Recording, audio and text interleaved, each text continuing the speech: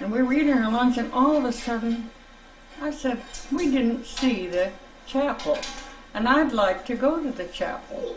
So I just left everybody and went to the chapel. And when I came to the chapel, the attendants were there, and they said, you don't have a ticket. I said, I've never had to have a ticket to go into church. I'm an Anglican, and I thought Anglican churches were open. And they said, well, right now you may go into a chapel. I said, I want to go in and say a prayer. No, I am Emily. Wait a minute. And so a guard took me to this chapel. It was just a small room. I got in that room,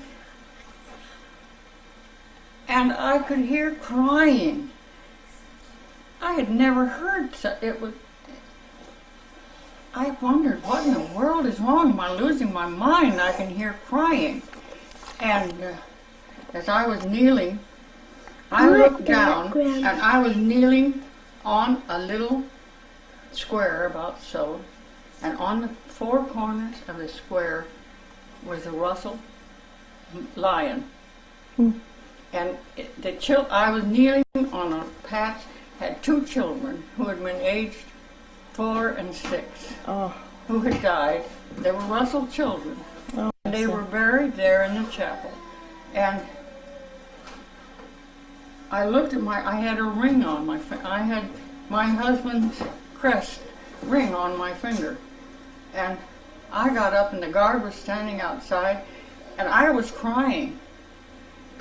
And he saw tears coming down my face, and I said to him, is this room haunted? And he said, why? And I said, I heard crying. And I said, look where I was kneeling. And I said, look at this.